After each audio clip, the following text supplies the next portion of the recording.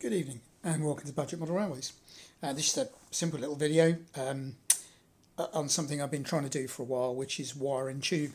So this is back to 00, so it's worth watching this video actually, because as well as the wire and tube, I'm just going to talk about this project a little bit, back to 00, which will please some people, and it's got quite an unusual idea about this layout actually.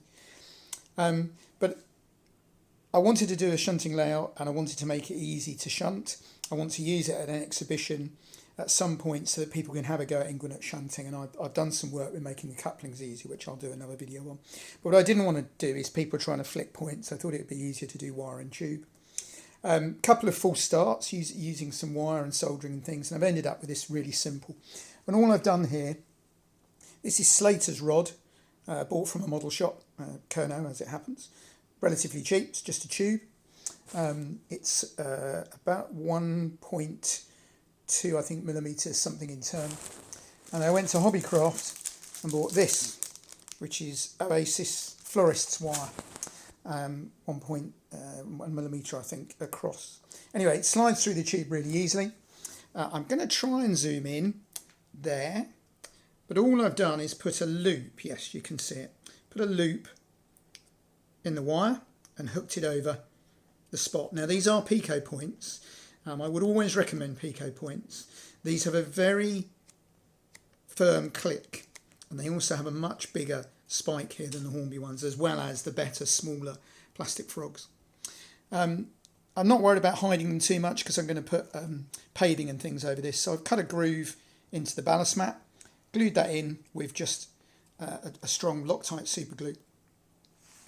The handle, which just moves it backwards and forwards, is a pencil.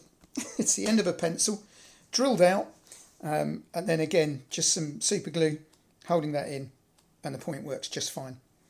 And that one the same, even though that's a bit of an angle, that works just like that.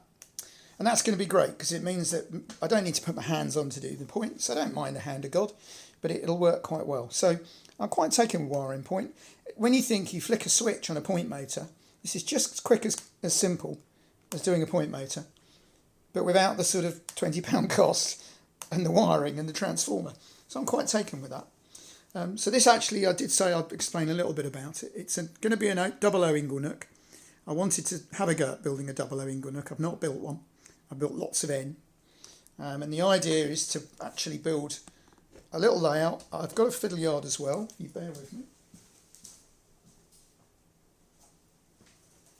So I've got a single road fiddle yard which flicks on the end. That's just a box construction made out of some bits of timber I had lying around actually, and that'll sit on the end.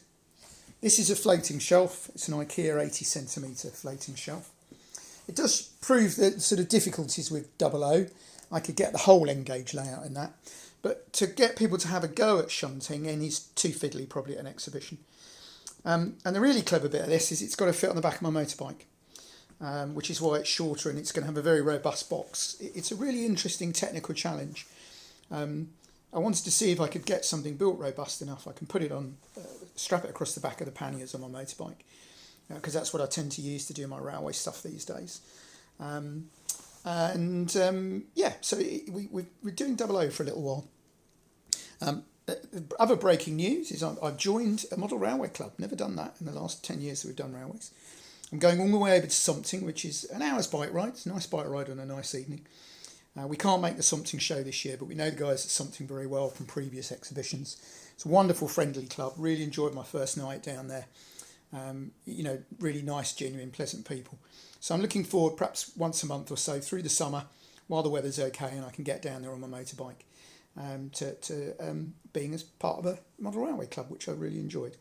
It's quite a bit, not a lot going on. I can't make it a really long video because it's not a really long, complicated thing to do. It's very, very simple. It's a bit of wire, a bit of tube and a bit of pencil, but it makes a rather good wiring tube. And then I'll do another video explaining a bit more about this layout. And also I did quite a bit of work last night on improving tension lock couplings for shunting, and I'll do that in a second video. Anyway, thank you for watching.